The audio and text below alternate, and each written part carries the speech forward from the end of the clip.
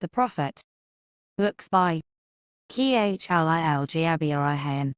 Thi. Madman Toll, Nty Drawings Thi. Foreigner The Prophet. By Kahlil Gibran. New York Alfred and Op. 1925. OPTRIGBT, 1923, by Kahlil. Published September 1923 second printing, March 1924 third printing, August 1924 fourth printing, January 1926 setup, and electrotype by Vale Bala Press, Bing Air and Y. Plates in contents. The coming of the ship on love. On marriage. On children. On giving. On eating and drinking and work.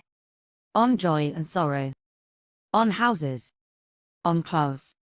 On buying and selling. On crime, and punishment on laws. On freedom. On reason and passion. On pain. On self-knowledge. On teaching. On friendship. On talking. On time. On gun and on piraya. On pleasurhe. On beauty. On religion. On death. The farewell. The Prophet. The 12 illustrations in this volume are reproduced from idea in AL drawing S by the author. AL and USTAFA, the chosen and the beloved, who was adorned unto his own day, had waited 12 years in the city of Orphalese for his ship that was to return and bear him back to the isle of his birth. And in the 12th year, on the SEVT1th day of Elul, the month of reaping, he climbed the hill without the city walls, and looked seaward, and he beheld his ship coming with the mist. Then the gates of his heart were flung open, and his joy flew far over the sea, and he closed his eyes and prayed in the silences of his soul. But as he descended the hill, a sadness came upon him, and he thought in his heart, how shall I go in peace and without sorrow? Nay, not without a wound in the spirit shall I leave this city. 7. Long were the days of pain I have spent within its walls, and long were the nights of aloneness, and who can depart from his pain and his aloneness without regret? Too many fragments of the spirit have I scattered in these streets, and too many are the children of my longing that walk naked among these hills, and I cannot withdraw from them without a burden and an ache. It is not a garment I cast off this day, but a skin that I tear with my own hands. Nor is it a thought I leave behind me, but a heart made sweet with hunger and with thirst. Yet I cannot tarry longer. The sea that calls all things unto her calls me, and I must embark. For to stay, though the hours burn in the night, is to freeze and crystallize and be bound in a mood. Fain would I take with me all that's here, but how shall I? A voice cannot carry the tongue. 8. The lips that gave it wings. Alone must it seek the other. And alone and without his nest shall the eagle fly across the sun. Now when he reached the foot of the hill, he turned again towards the sea, and he saw his ship approaching the harbour, and upon her prow the mariners, the men of his own land. And his soul cried out to them, and he said, Sons of my ancient mother, you riders of the tides, how often have you sailed in my dreams, and now you come in my awakening, which is my deeper dream. Ready am I to go, and my eagerness with sails full set awaits the wind. Only another breath will I breathe in the still air, only another loving look cast backward. And then I shall stand among you, a seafarer among seafarers. 9. And you, vast sea, sleepless mother, who alone are peace, and freedom to the river and the stream. Only another winding will this stream make, only another murmur in this glade. And then shall I come to you, a boundless drop to a boundless ocean. And as he walked he saw from afar men and women leaving their fields, and their vineyards, and hastening towards the city gates. And he heard their voices calling his name, and shouting from field to field, telling one another of the coming of his ship. And he said to himself, shall the day of parting be the day of gathering? And shall it be said that my eve was in truth my dawn? And what shall I give unto him who has left his plough in Mifero, or to him who has stopped the wheel of his winnowpress? 10 Shall my heart become a tree heavy laden with fruit that I may gather and give unto them? And shall my desires flow like a fountain that I may fill their cups? And my heart that the hand of the mighty may touch me, or a flute that his breath may pass through me? A seeker of silences am I, and what treasure have one found in silences that I may dispense with confidence? If this is my day of harvest, in what fields have I sowed the seed, and in what unremembered seasons? If this indeed be the hour in which I lift up my lantern, it is not my flame that shall burn therein. Empty and dark shall I raise my lantern. And the guardian of the night shall fill it with oil, and he shall light it also. These things he said in words, but much in his heart remained unsaid. 4. 11. He himself could not speak his deeper secret. And when he entered into the city, all the people came to meet him, and they were crying out to him, as with 1v01 CE. And the elders of the city stood forth and said, Go not yet away from us. A noontide have you been in our twilight, and your youth has given us dreams to dream. No stranger are you among us, nor a guest, but our son, and our dearly beloved. Suffer not yet our eyes to hunger for your face. And the priests and the priestesses said unto him, Let not the waves of the sea separate us now, and the years you have spent in our midst become a memory. You have walked among us a spirit. 12. And your shadow has been a light upon our faces. Much have we loved you, but speechless was our love, and with veils has it been veiled. Yet now it cries aloud unto you, and would stand revealed before you. And ever has it been that love knows not its own depth until the hour of separation. And others came also and entreated him, but he answered them not. He only bent his head, and those who stood near saw his tears falling upon his breast.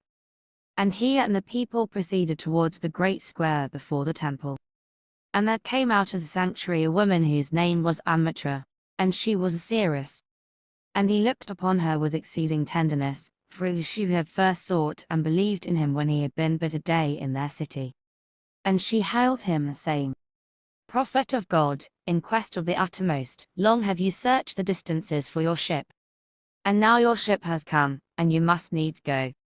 Deep is your longing for the land of your memories, and the dwelling place of your greater desires, and our love would not bind you nor our needs hold you. Yet this we ask ere you leave us, that you speak to us and give us of your truth. And we will give it unto our children, and they unto their children, and it shall not perish. In your aloneness you have watched with our days, and in your wakefulness you have listened to the weeping and the laughter of our sleep. Now therefore disclose us to ourselves, and tell us all that has been shown you of that which is between birth and death.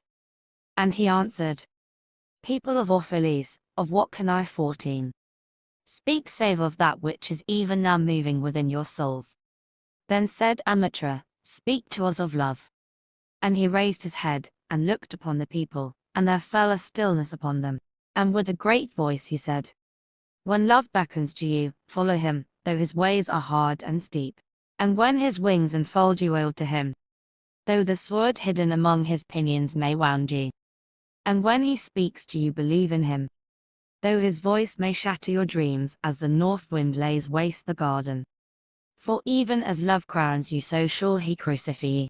Even as he is for your growth, so is he for your pruning. Even as he ascends to your height and 15. Caresses your tenderest branches that quiver in the sun. So shall he descend to your roots, and shake them in their clinging to the earth. Like sheaves of corn he gathers you unto himself. He threshes you to make you naked. He sifts you to free you from your husks. He grinds you to whiteness. He kneads you until you are pliant, and then he assigns you to his sacred fire, that you may become sacred bread for God's sacred feast. All these things shall love do unto you, that you may know the secrets of your heart, and in that knowledge become a fragment of life's heart. But of your fear you would seek only love's peace, and love's pleasure. Then it is better for you that you cover 16 your nakedness and pass out of love's threshing floor into the seasonless world, where you shall laugh, but not all of your laughter, and weep, but not all of your tears. Love gives naught but itself, and takes naught but from itself.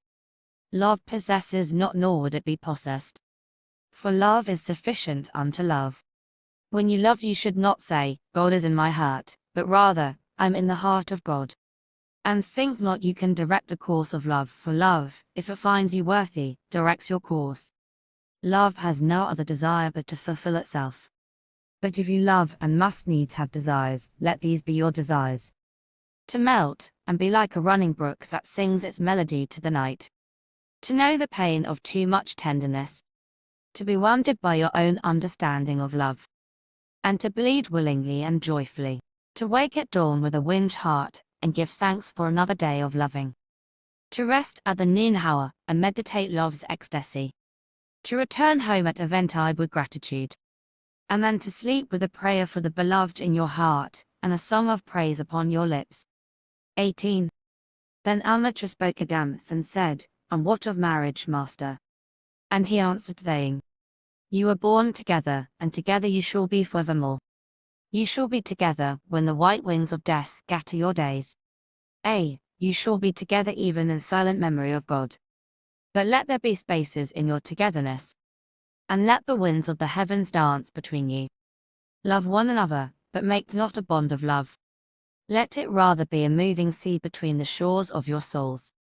Fill each other's cup, but drink not from one cup. Give one another of your bread, but eat not from the same loaf. Sing and dance together, and be joyous, but let each one of you be alone. Even as the strings of a lute are alone, so they quiver with the same music. Give your hearts, but not into each other's keeping.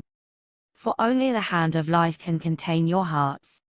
And stand less than sign L together, yet not too near together. For the pillars of the temple stand apart. And the oak tree and the cypress grow not in each other's shadow. 20. And a woman who held a babe against her bosom said, Speak to us of children.